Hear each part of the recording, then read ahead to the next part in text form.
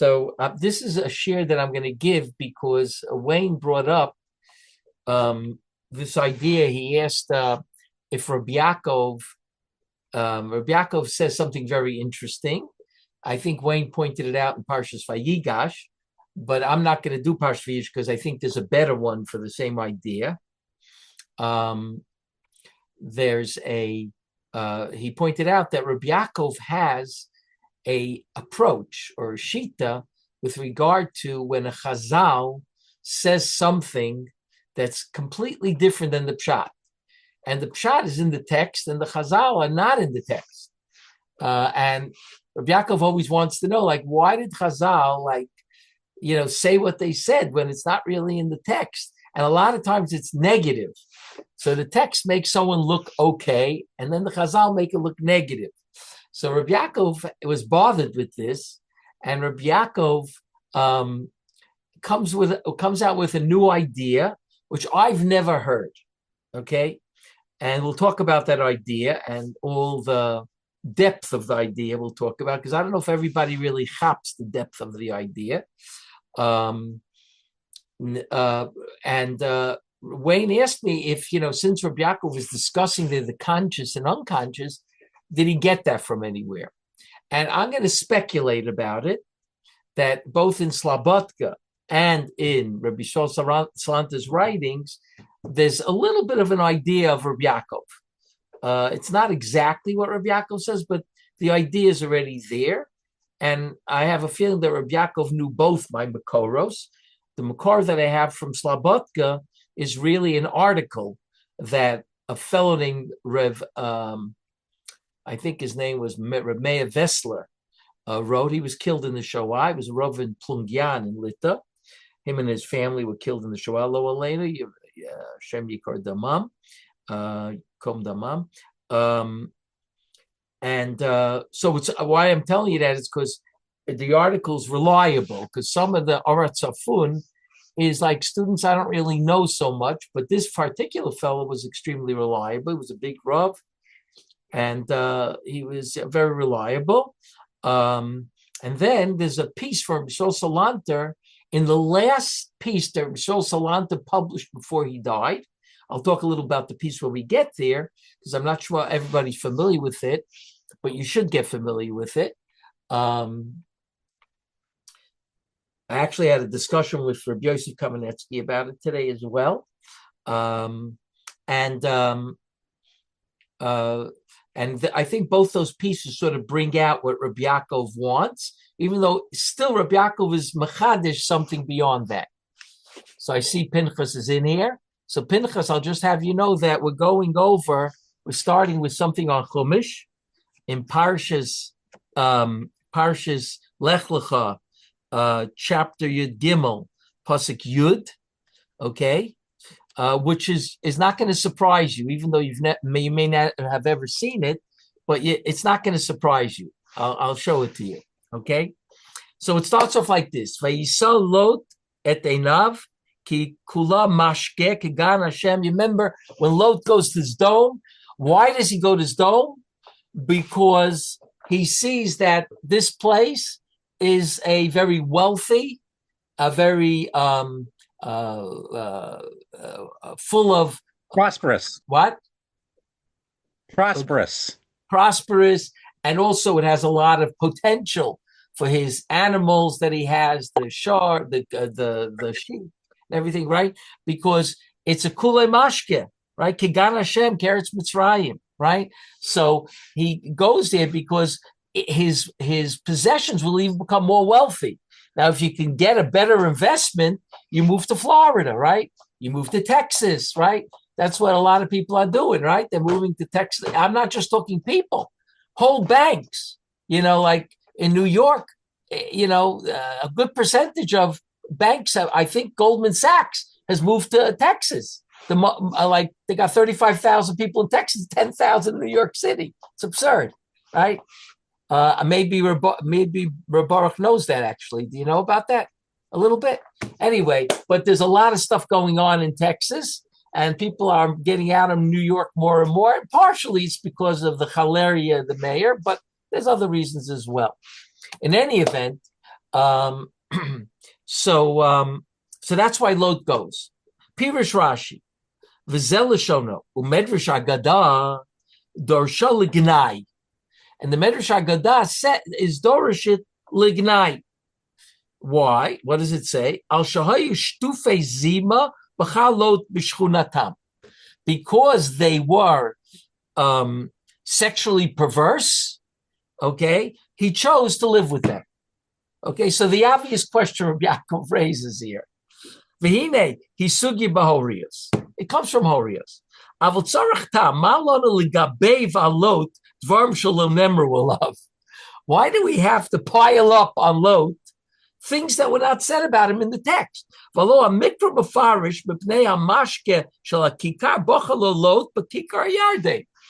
Right? It says that because it was a wealthier he chose. Okay, it's not the best thing that he went after wealth, but now you got him into perverse sex. That's what you put on him. That's not in the text. Okay, so the question is a good question. And of course, the answer a lot of times we'll look for certain sources in the text to show this. But Reb Yaakov is going to take on himself a new approach completely. And I don't know if you guys have ever seen this approach. I know Wayne has because he mentioned it last week. But we're going to see it today. And the reason why I picked this piece and not Wayne's piece, I think Wayne's piece is Parshas Vayigash, is because this piece is even clearer about what Reb Yaakov wants. What? I have a chover called Hamechaydim et Zakai, the Mizakim et Chayav, talking about every time there's a bad guy in Chumash, we throw the book at him, and every time there's a good guy in Chumash, even though he does things which are apparently not so favorable, we're mezakeh him and say he did nothing wrong. So I mean, a whole chover filled with. So there's a whole sefer on that. Yeah. Who wrote the sefer? I forgot. I have to find. I saw it. I haven't many years ago. I haven't seen it in a long time. I have to dig it up for you. Oh man, that's so interesting. It's fantastic. Okay, so let's see. I'll show you what Reb Yaakov says about it. Vanirali b'torah hashkafa klalis. Now Reb Yaakov's going to give you hashkafa klalis here, right? Ki kemo sheyesh b'torah pardes, kemo ken yesh ba'adam pardes b'tor melitza. So to speak, every person has pardes in him, right? And every person has pshat, drush, remez, and so. But he says, "B'tor melitza v'hainu." He's going to tell you what it means. Yeshtam bo ba'adam hakochos hakehim. Every person has unconscious realities, right? The abilities, unconscious unconscious realities. Shehem po'alim harbe banhagas ha'adam ve'ena adam margishim adayin. They are very, very strong in guiding the human being, even though the person is not yet feeling them. Vehinam b'bchinas hakloyos o halev. Okay, and it's the bechina, the level of kloyot and lev, the innards of the person, and not outside. Kloyos, of course, means kidney, but in Chazal, it's an expression of like inward, inside, or like the lev. So Reb Yaakov says this is that they have this, and that's why Wayne said to me, "Where did Reb Yaakov get this fact of conscious and unconscious? Did he study Freud?" Okay, and we'll show you that he didn't exactly study Freud. I don't know if he ever did, but he certainly studied Rabbi Shol Salanter. I mentioned that last week, but now we'll go into it in depth. Okay, so Reb Yaakov says. Klomar, that is to say, when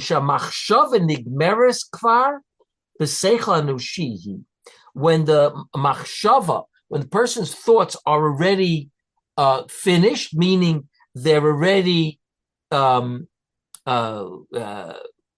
the word?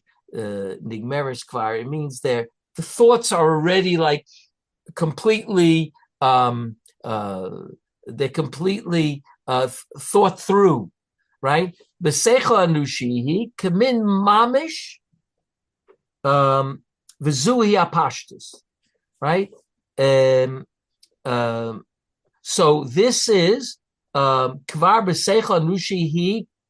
I don't know what exactly kamin mamish is, sort of Zui apashtus. In other words, what we see in ourselves is thoughts that were already, reached the level of consciousness, and we've thought about it, right? Nigmeris kvar b'seichel anushi.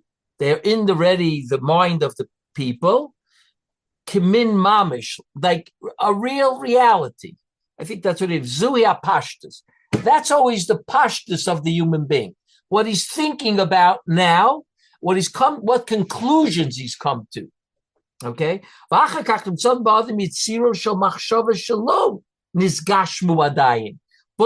there's also, besides that, there's found in the person creativity of thoughts that have not yet been brought to Gashmi. They have not yet been brought to any sort of our reality, right?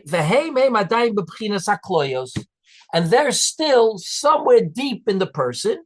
And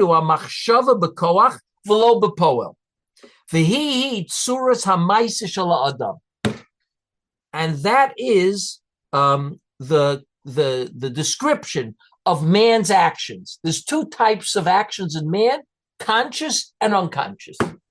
Okay, conscious ones are what man is aware of right now, right? And they've been working in his mind. The unconscious ones have not reached the mind yet.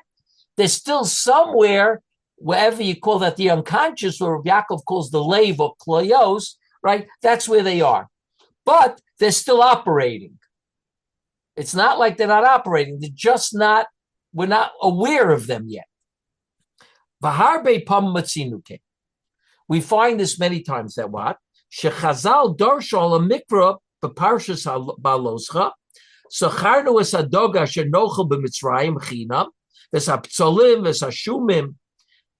And Rashi says the hainu arayos. Right? If you remember over there, it says that they were complaining about the man wasn't enough for them. They were remembering the fish and the onions and the garlic that they ate in Egypt, right? Which Rashi says over there in Pasuk Yud, right, brings the medrash that says, right, after Rashi says the pshat, right, that the medrash over there says really they were involved in thinking about, they were crying about arayos. Let me just read it for you so we'll know what it is here. The Vayifku gam bnei Yisrael vayomru mi yachilenu baser sacharnu es hadoga asher nochel b'mitzrayim chinam es hakshuim es avatichim es hachatzir es habtzolim hashumim v'ata nafshenu yivesha ein kol bilti el amon einenu. Okay, and then it says Vayishma Moshe es ha'am bochel lemishpachotav ish lepesach olo. Moshe heard the people crying, each family crying at the door of its tent. Okay, what does Rashi say? Rashi says, bochel mishpachosav, mishpachos ne'esafim ubochim. Okay, lefarsem tarumatam begalui. What happened was they first were complaining privately, Rashi says, and then they got together and started complaining aloud. V'rabosenu amru lemishpachosav aliske mishpachot alarayas asuras lahem. Right. So Chazal say, what does it mean now? They were crying before they already complained. They were complaining about mishpachot, that they were usher barayas now in families. They were not allowed to marry this one, not allowed to marry that one, right? So, of course, Reb Yaakov once again says, it says they were complaining about food. And now we just turned into complaining about sexual prohibitions, right? So what does Reb Yaakov say?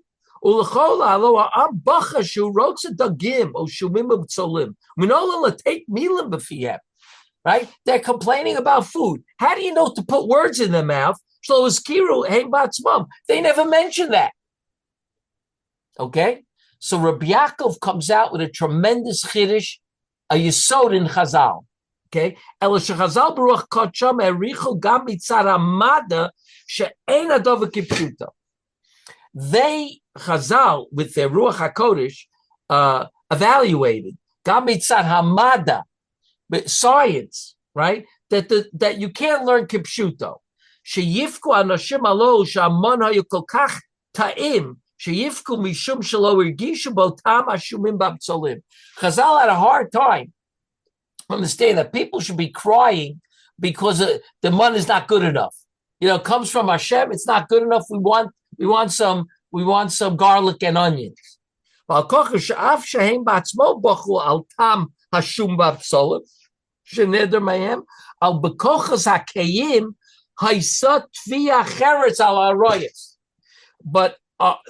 unconsciously, there was something else driving them.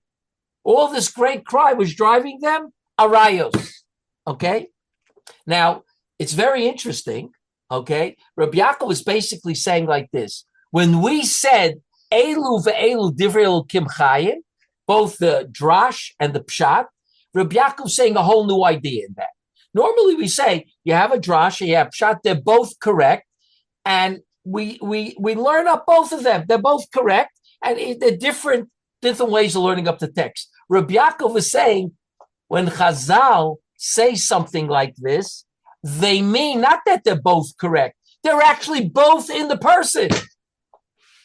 They're so elu ve'elu divrei Elokim. They're actually in the same person. On the conscious level, they're crying about food. On the unconscious level, they're crying about arayas. Right? So it's really elu ve'elu because it's both happening at the same time. Right? So Chazal are just giving you the drash, the unconscious pshat, and the text is giving you the conscious pshat. But what Chazal are doing over here, and he says this consistently, the Chazal are the unconscious, which is very interesting because it's the deeper idea. The Maharal would love this. He would eat it for breakfast, lunch, and supper. This. Because he's saying Chazal are giving you the deeper pshat. A lot of times he argues with the Radak, Ibn Ezra, and he says they don't know what they're talking about, the Maharal. You know, they say that the Chazal is rachok, right? The Radak says Chazal is a rachok. They don't understand. It's the deeper pshat. But he doesn't always explain what it means exactly. Reb Yaakov is explaining it consistently. Now, how many places does Reb Yaakov say this? I think in 4 or 5 places in Chumash. Does he say it in Nach? Not exactly. But we'll take a look what he says in Nach. We once learned a little bit about it. We'll take a look at a certain point. Okay? But you hear what Reb Yaakov is saying over here. Okay? V'chein linyan lot. Kipshuto b'vatei shalot dima ki chafetz hu leitiv matzavo b'ashirut. What he want, according to the Pashup Shot, all Lot wanted to do is move into a upper scale area. He wanted to, he says, let's live good. We got the money. Let's move into a place where it's upscale, right? That's what because it does say in the text that there wasn't enough room for him in Avram. But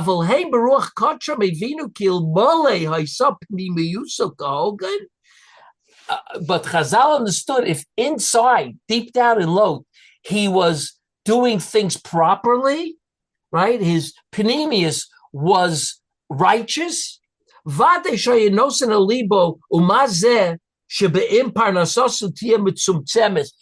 this? So I'm not going to have $50 million. I only have $25 million, right? It's parnasa mitzumtzemes. Aval hachi milsa zudrasi lachyos bekirvaso shel Avram Avinu. Is it such a small thing to live next to Avram Avinu?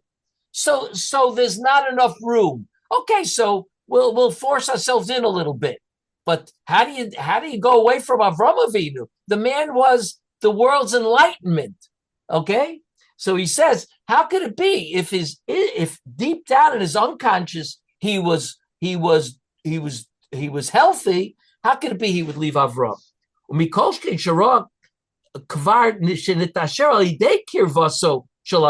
How did he get rich? Right? What does it say in the text? With Lot, who went with Avram, he also became wealthy, right? So you see, Migoram Shahaya Lo Zos, Halichosim Avram. His whole Ashiras came from Avram, right? So if his whole wealth came from Avram, what are you going to leave Avram to go, to a place where you pay less taxes? Like, who are you trying to kid, right?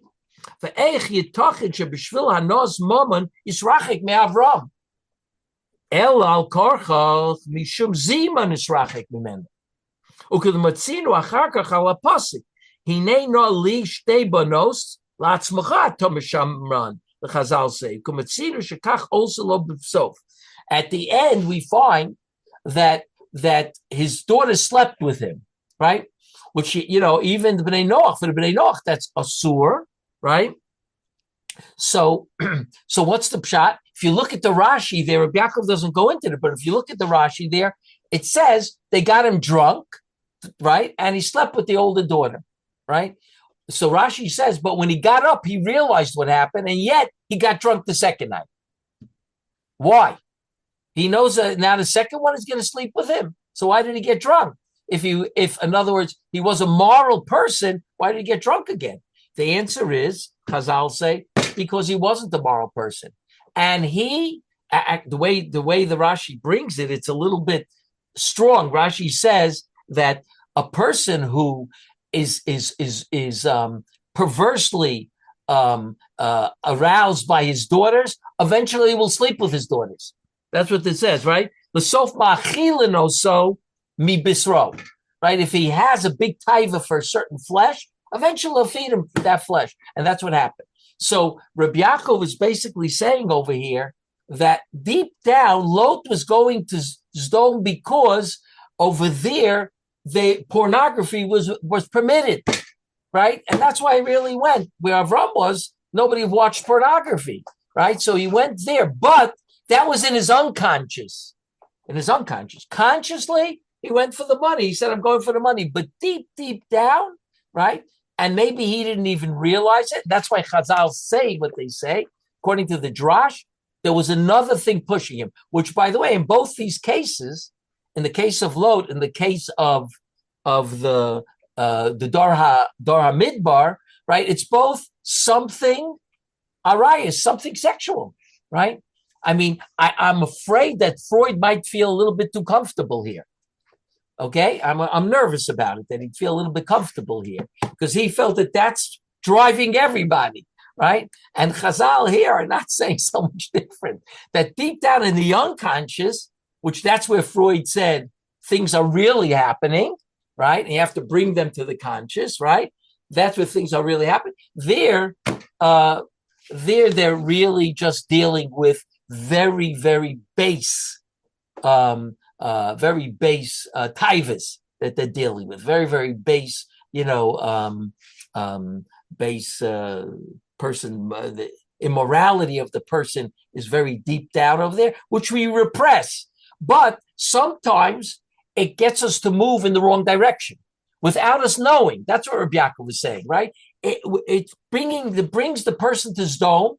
It brings the families to cry, right, in the Midbar, because deep down, they're crying about something completely different, about something that illicit relations. That's what they're crying about, right? So that's the base moral of the person, or the what do we say, the instinct of the person, right? The base instincts are all the way down here, right? And we don't let them up because it's not politically correct, morally correct. So we don't let them up. But that's really what's driving the person.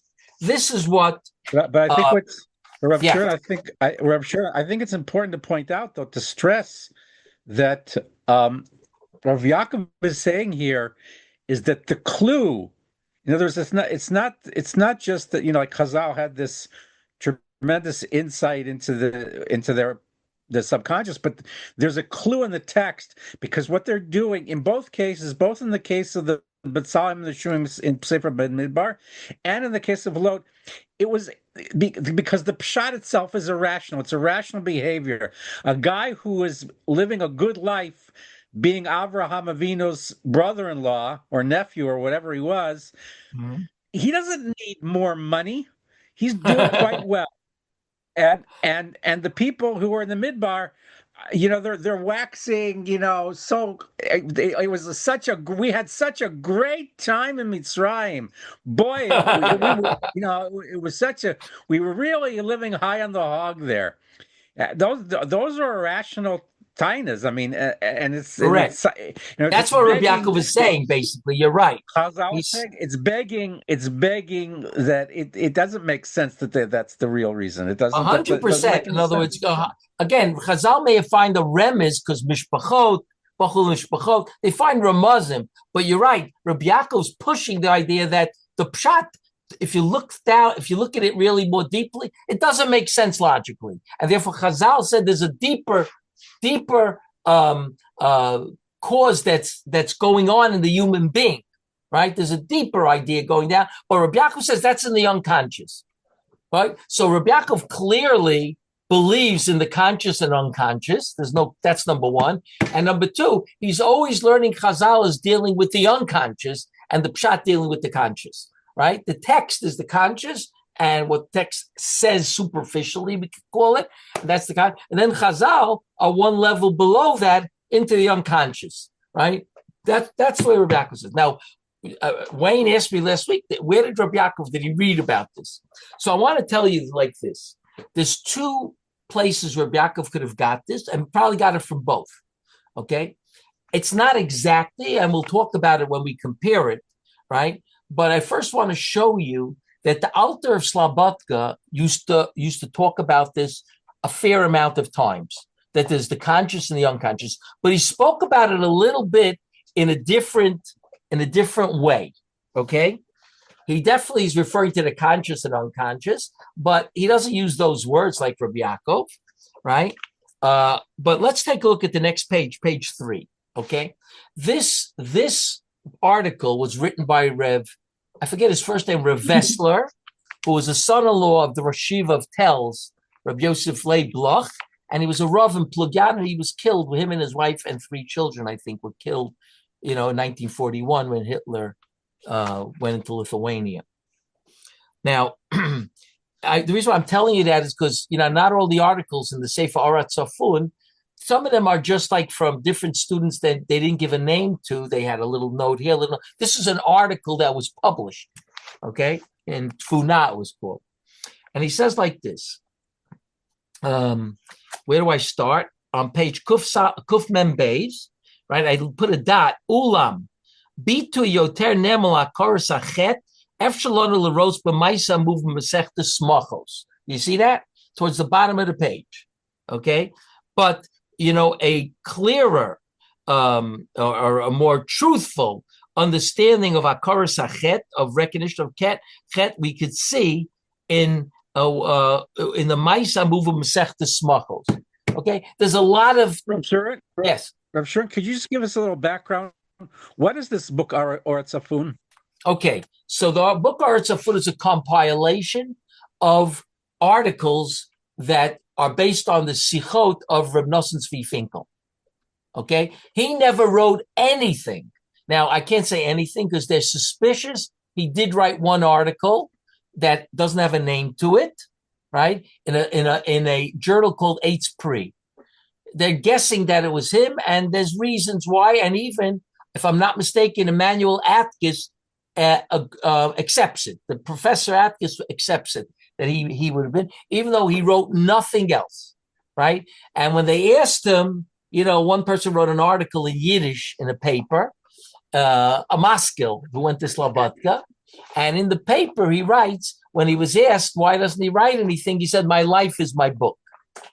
That's what he answered. So he didn't really write anything, but the students, Reb Dov Katz, who wrote the Sefer Tnuas HaMussar, 5 volumes, wanted to save something from Reb Nosson Tzvi Finkel, so he gathered together Talmidim. At that time, when he wrote volume 3 of Tnuas HaMussar, which was Reb Nosson on the Alter of Slobodka, right? He gathered people together because they were all alive at that time. Okay, they were mamash all alive at that time. We're talking about in the 1950s. So plenty of Talmidim of Slobodka were still alive. Today, I don't think you can find one anymore. But that time they were alive. I knew some of them, but they didn't go to Reb Yaakov. I'll give you an example. They didn't go to Reb Yaakov because Reb Yaakov held, right? Reb Yaakov never said anything over in the name of the altar. He never said anything except he told stories about the altar, but he never said any Torah in the name of the altar. Did I tell you this? It's like a Pella. Okay. Why is that? What? Why is that?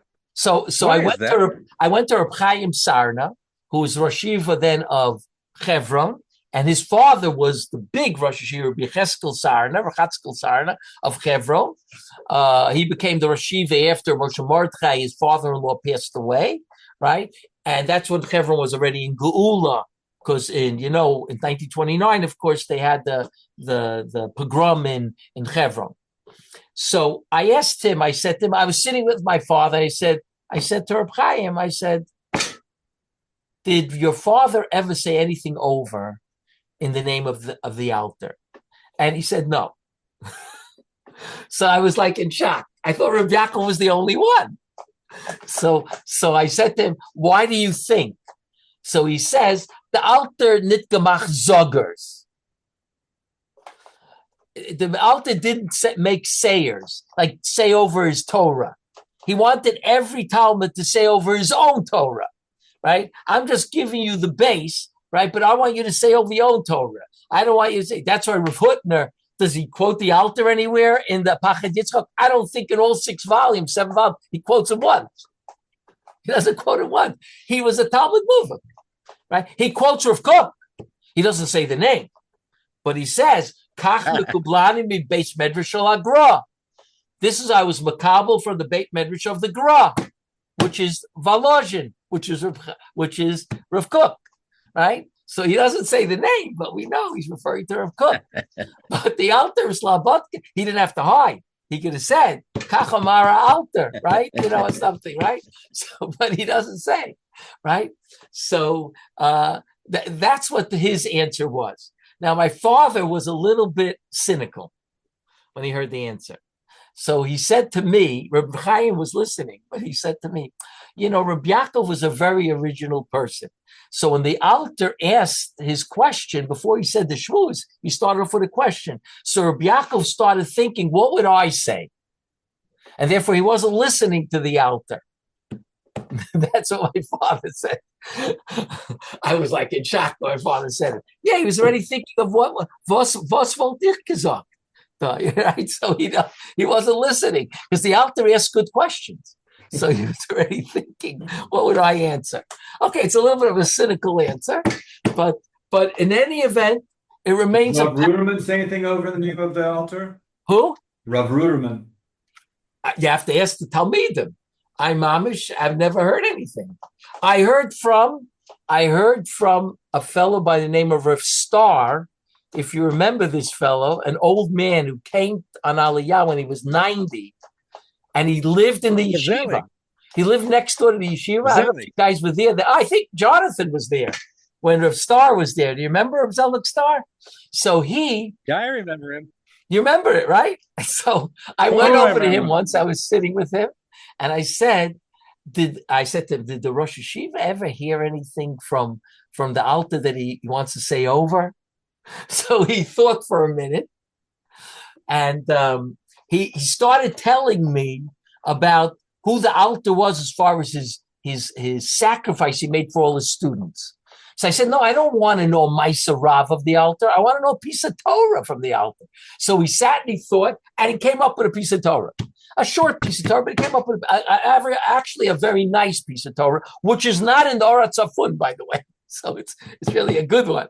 Anyway, parenthetically, I'll tell you, they did publish another sort of Orat Safun, which I can't get a hold of, 2 volumes with all more shmuzin that we never had before, right? And they try to be very, very, very loyal to the original shmuzin, right? But by the time I wanted to buy it, it was all sold out. I don't know if they ever printed it again. I don't even remember the name. I saw it in the library. I ran to the store and I said, who are you trying to kid? It sold out after the first week. And I tried to get in touch with the guy who published it. I couldn't get in touch with him. I called, couldn't get in touch with him.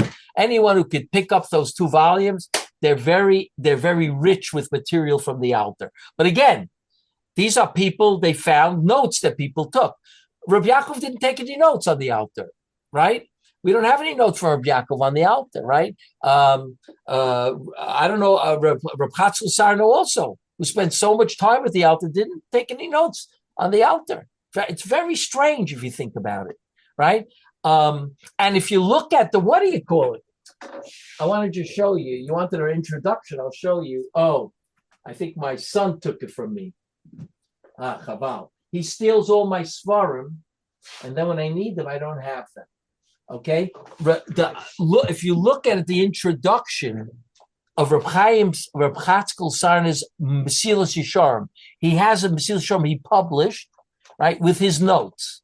I'm not crazy about his notes, by the way. I'm not crazy about them, just to tell you. But in the Hagdama, he writes, why aren't they saying anything over from the Alter in the Mesilas Yesharim? He asks the question. And you know what he answers? Because everything is the Alter. That's what he answers. Because everything is the Alter. I'm just a piece of the Alter. So what's there to shaykh to say over? Right? So everybody gets out of it. It's the most interesting thing.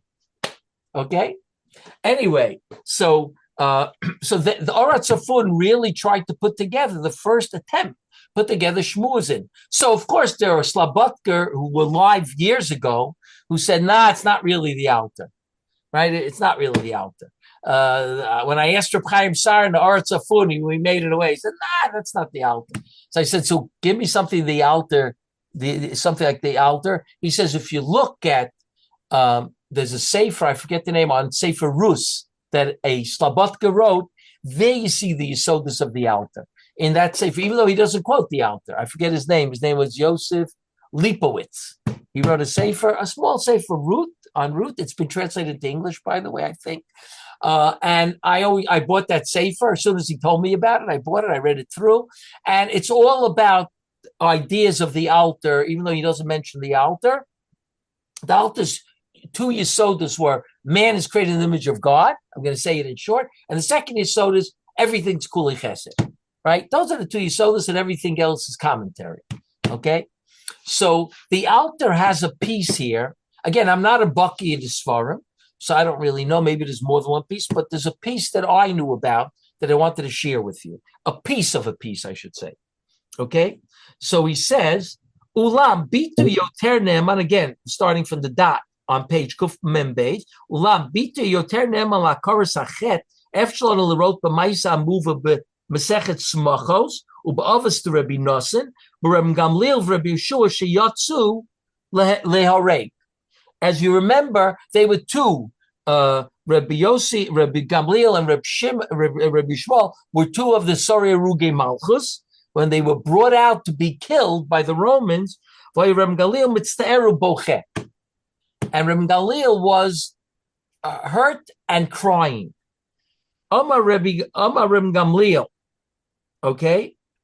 Amar Reb Gamliel, do you think I'm crying because we're getting killed? I'm going out Kiddush Hashem. I'm not crying because of that. We're being killed because we spilled blood, Ki'ilu. Why? Because the king said, according to the poem, the king said, you sold Yosef. If you steal, if you kidnap and sell, you're chayiv with the death penalty.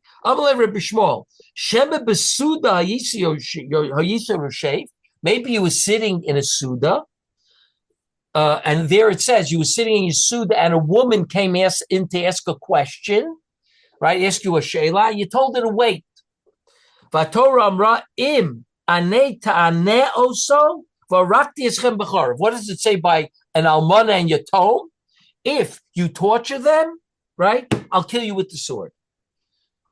So that's why I'm being killed now, because I tortured an almana. Now look at what he says over here. Ubemedrash mesupar ki niska Reb Gamliel be'isha. He started thinking about, did I ever torture an almanah or a yato? And he was thinking about it. A woman came to ask him a she'elah, he remembered, and he was either putting on his kapota or he was tying his shoelace.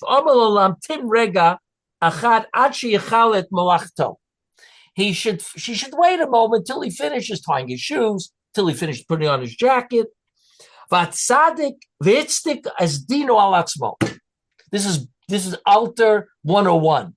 And because he made this woman wait a moment till he tied his shoe and put on his kapota, right? He was matztikal of us the din. I'm being killed as a murderer. God, varakti eschem b'charev. The way I treated that almana. L'faneinu mitzad echad nasi Yisrael. We're talking about Reb Gamliel's nasi of Israel. Umitzad sheni isha achat pshuta shebo lefrod l'shol is a sheila. From the other side, there's a woman who is asking a question. It's possible it's the first time she ever had the guts to go into his house and ask him a question.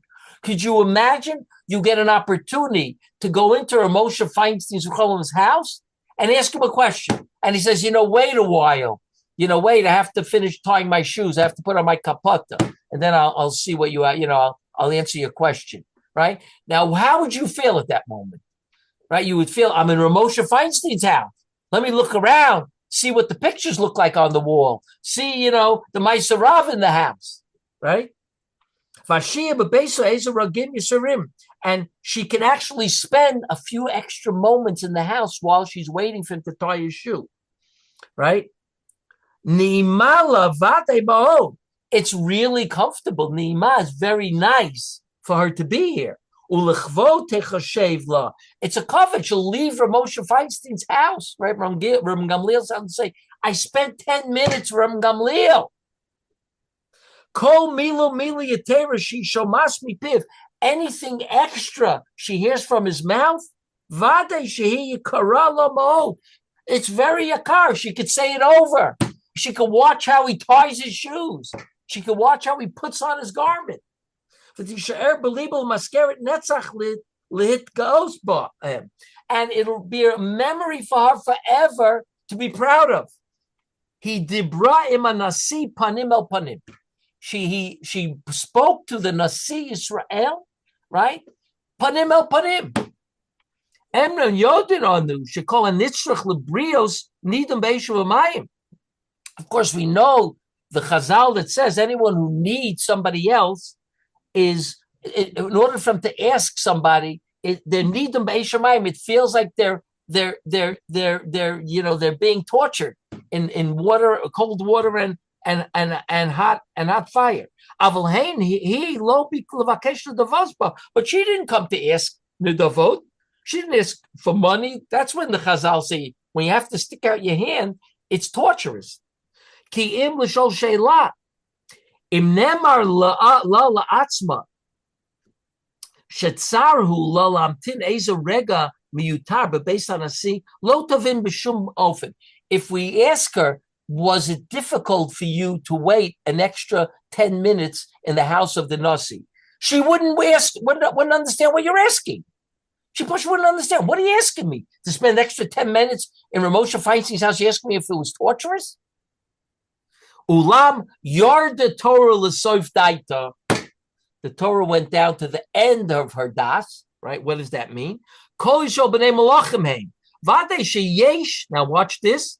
Sheyesh ez zavit kitana beliba. There's a tiny place, a corner in her heart, Hashem rachef ba, that is hovering in her, ez etzel shel einim inimut. A certain shadow of uncomfortableness in that waiting. Bahamtanazu. Afal pisheni makeres ba, even though she herself is not aware of it. Here's the altar. Even though she's not aware of that uncomfortableness, when you ask her, were you uncomfortable? She says, what are you, nuts?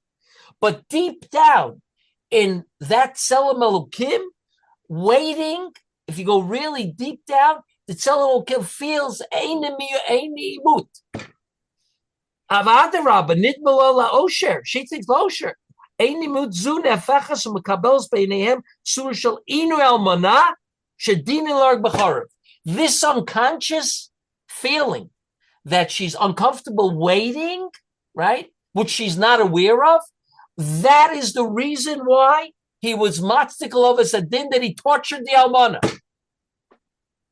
It's like, this is the altar on steroids, okay? The altar on steroids. That when you're going to be judged not for the conscious feeling of that person, the unconscious feeling of the person, they don't even realize. If you made them in their unconscious a little uncomfortable, you'll be judged for that. And ke'ilu, you tortured an almana. Not just a little bit, you tortured an almana. Faraktem eschem b'cherev. Okay? So the Alter Slabotker is here saying, v'hu ne'erag b'sof k'shofach dam. Okay? In other words, what he's saying over here is that there is an unconscious in the human being. Somewhere they're not aware of. But in that unconscious, something is taking place that's completely different than in the consciousness. But you have to take that into account too. That's the altar. And so Reb Yaakov, if he heard the Sikha of the altar, he heard about the conscious and unconscious here clearly. Right? He doesn't call it the unconscious. He says it's a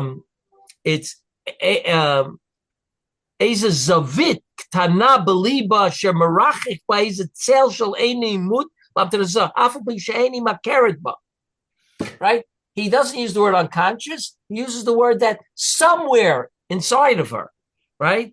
Merachef ba tzel shel eini mut. But it's the same idea, okay? But where is it really used, the unconscious? On the next page.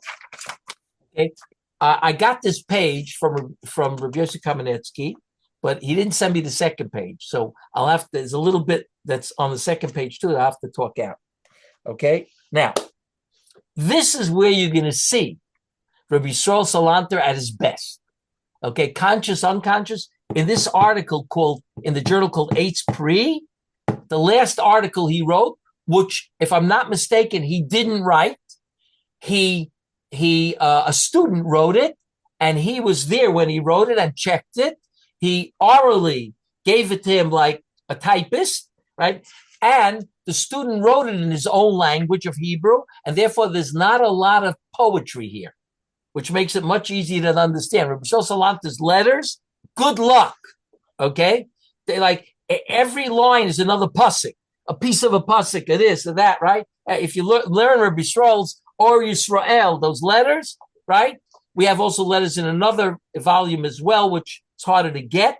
A guy named Pechter put something out from the university. They found letters, but it's hard to get that one. But they're all similar in the sense, very poetic, in their way. Even though he's saying Yesodot there, he's giving you ideas, but it's hard to figure out exactly what he's saying because he says it in a very poetic way. It's half of it is a chazal, the other half is a pasuk. Right? Now, this is going to be very clear. Take a look at Bet. Omnan Yivur. Okay? This is a very important paragraph. Omnan Yivur. You see Bet, Ot Bet, on the page 4? Ki kasher chakru chokrei nefesh adam. When the chokrei nefesh adam were choker, meaning the people. A choker is what investigates, and the investigative people, nefesh adam, investigated. Umatzu ki yesh b'nefesh adam shnei minei kochos, chitzonios upenimios. Okay, who's he referring to here? Who are the chokrei? Right, chokrei nefesh adam. Right. I hate to say it. He doesn't say who they are, but I don't think he means the Bali Kabbalah here. Okay? I don't think he means the philosophers here. I think he's talking about in his day, even though he was before Freud, I think we discussed that. A little bit before Freud, certainly before Freud became a psychiatrist, right? But already people were talking about the unconscious. That wasn't Freud's Yesod was not necessarily that he discovered the unconscious. He used it to cure people, right?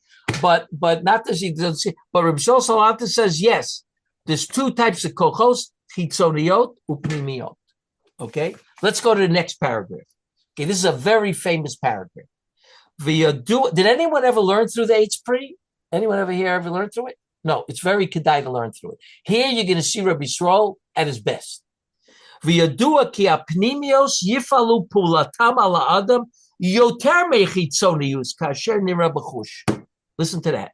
The inner, the unconscious, will work on the person much more or more than the chitzonius, which Reb Yaakov said, right? Deep down, those things are pushing the person even stronger. Okay, he's just not aware of it. Okay, he says, Yifalu Pula, some of them are Yosef. L'mashal, listen to this. It's a very strange mashal. Em yesh lo leish talmud ahuv v'chaviv lo kivavas eno v'yaseh tovos imo. If someone has a Talmud that is loved by him and is very dear to him, he's like kivavas eno. He's like, the apple of his eye, so to speak. And he does good. The Talmud does good with his Rebbe, treats his Rebbe nice. V'yesh laish hazeh gam kein ben. He also has a son. Amnan yisa'eu tachlis sinah. He hates his son. He hates his son. He loves his Talmud. He hates his son. Obviously, his son didn't do what the father wanted, so he hates him. V'yirelo b'pol sinah love. And you see in actuality how he hates his son. He won't talk to him. He throws him out of the house, right? He doesn't want to know from him, right? V'hine karok asher nofal sheina ala ish hazeh v'al afapav tenuma. And what happened was the man fell asleep. This guy who loved the Talmud and hates some fell asleep. V'hine behold, eish yatsa me'et Hashem. Fire went out from God. V'techaz bebeis haben gam bebeis haTalmud v'shneim b'sakana. And there was a fire in the house of the son and the house of the Talmud. There was a fire that broke out, and they were both in sakana. And he was sleeping in his house. V'nitor pitom et ha'ish lahachish la'ezra. And pitom, they woke him up to say, your son's house and your Talmud's house is burning. Okay, la'atzil et adleika min adleika gam et haben gam haTalmud. Nira, right, to save both. Nira ki yarutz ad meher la'atzil beno l'rishona. He's going to run and save his son first, the one he hates, and not the Talmud who he loves. Yan ma, why?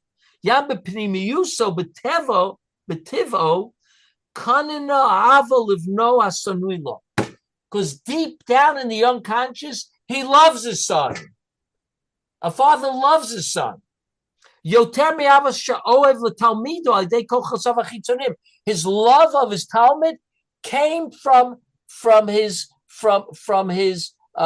conscious level, meaning he had a student that became very close with him. He fell in love with the student. That's all conscious. It's not on a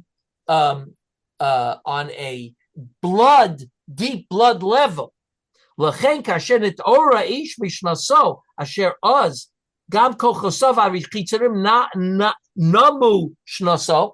When he wakes up suddenly, his kochas chitzerim, his conscious is not up yet.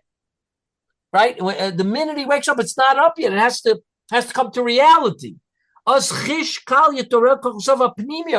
still in his sleep state, where his kochas apnimios are. He's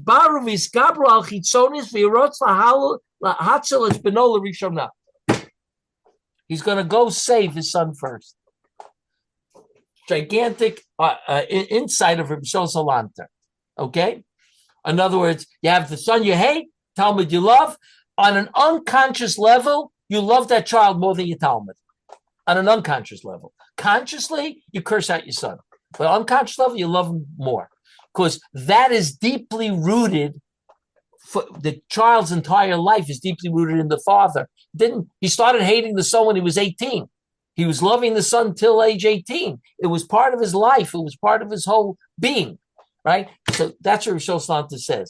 That the kochos that are unconscious kochos, he doesn't call it here unconscious, but he says the pnimios, which Reb Yaakov used that also, the pnimios, right? Other places he does use unconscious. He has a word for it. In Yiddish, he has a word for it. So tat, we call it tata kara, but he has something else that I think, I don't know if he uses tata kara. He may use something in Yiddish. The tunkel, kochot tunkel, the dark kochot, he calls them, and not the kochot ha'or, right? And but that's where Rishon Salanta says. So he does talk about the unconscious. The last paragraph here is almost exactly Reb Yaakov. Okay?